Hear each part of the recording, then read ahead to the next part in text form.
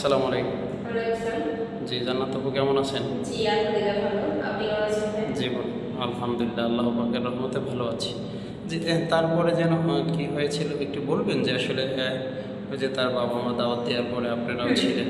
তো তারপরে আমার মামিকে দাওয়াত দেয়, তার ওই বাড়িতে যায়। সেম ওনার ভাইয়ের বউ আর কি, মামির ভাইয়ের বউ সেম এক কাহিনীটা করে। তখন এমন ঝগড়া বাঁধা দিছে আমার মামি, জি। মানে সারা পাড়া গ্রাম এক করে দিছে। মানে প্রতিবেশী সবাই জড়ো হয়ে গেছে। হ্যাঁ, এরকম সিনক্রেট শুরু করে দিছে। তখন আমার মামা দেখে বলল যে চাইলে তো আমার বড় পারতো এরকম কোনো সিনক্রেট করতে, কিন্তু আমার বোন করেনি। সুস্থ হয় তাকে বোঝানোর চেষ্টা করছে, আর তুমি তার সাথে খারাপ ব্যবহার করছো। তো এখন দেখো যে কেমন লাগে একটা সন্তানের সামনে যে তার বাবা মাকে এভাবে অপমান করবে, তো সেই সন্তানের কতটা কষ্ট হয় এটা বলে। এতে তো প্রতিটা সন্তানের ক্ষেত্রে যদি সন্তানের সামনে বাবা-মা লাঞ্ছিত হয়, এটা কোনো সন্তানই মেনে নিতে পারবে না। তো এখন বলতেছে, তখন ওই ওনার ভাই বলতেছে আর কি, যে এটা তোমার বোঝানোর জন্য এরকম করা হয়েছে।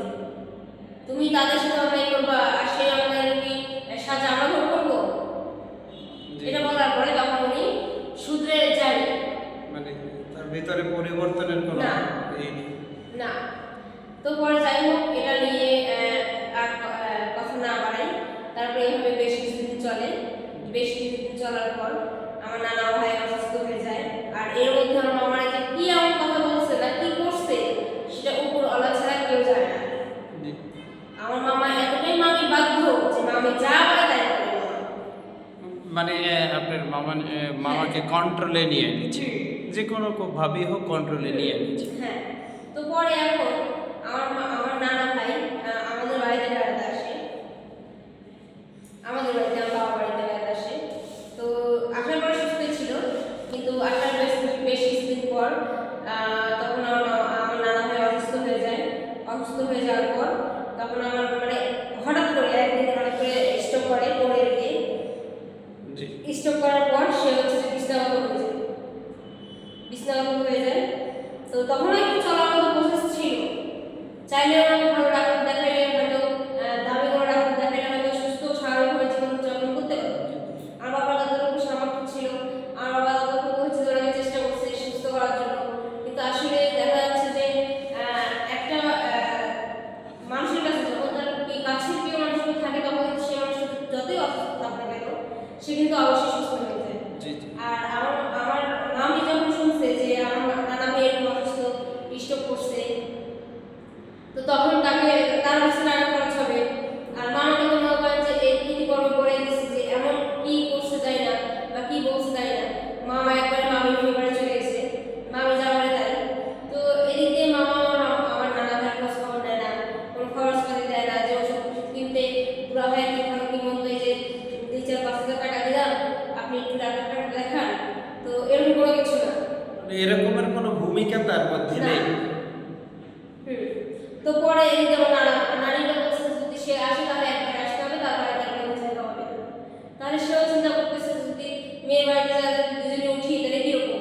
তো যাই হোক, মেয়ের বাড়িতে যে ওর বাবা আছে খুব ভালোই আছে, আর আমাদের জামাই তো ওরকম না, মানে ওর বাবার কথা বলতেছে আর কি, তো ওরকম না। তো যাই হোক, এভাবে বেশ কিছুদিন যায়।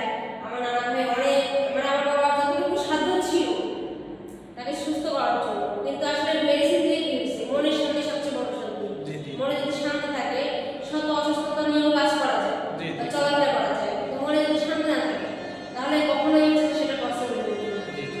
আমার বাবা সাধ্যমতো চেষ্টা করলো তাকে সুস্থ করার জন্য, ফল বা ইত্যাদি এদের চিকিৎসাপাতি টেস্ট, অনেক মানে টেস্ট সব করছে। সুস্থতার জন্য যা প্রয়োজন তিনি তা করেছেন। তো তারপর সুস্থ হয়নি। জি। সুস্থ হয়নি, দিনে দিনে উনি মানে টেনশনে একবারে বিছানাগত হয়ে গেছে। জি। বিছানায় মনে করেন যে এক কথায় বিছানায় প্রসব করে, বিছানায় সব কিছু, তা ইভেন খাওয়া দাওয়া সব বন্ধ হয়ে গেছে। জি। তো তখন আমার আমাকে দেখতে চাইলে জি। একটা ছেলে। ওই ক্ষেত্রে আমি আপনার সাথে পরবর্তী প্রতিবেদন আমি জেনে নেব। তো প্রিয় দর্শক, আপনারা যে যেখান থেকে দেশ প্রবাস, যে যেখান থেকে আমার বোনটির ভিডিও দেখছেন, যদি কারো ভালো লেগে থাকে, সেই ক্ষেত্রে স্ক্রিনে দেওয়া যে নাম্বারটি থাকবে সেটি হচ্ছে চ্যানেল প্রতিপক্ষর নাম্বার। আপনারা চ্যানেল প্রতিপক্ষের সাথে যোগাযোগ করলে আমার বোনকে পেয়ে যাবেন, এবং আমরা আমার বোনের সাথে যোগাযোগ করিয়ে দেবো। সবাই ভালো থাকবেন। আসসালামু আলাইকুম।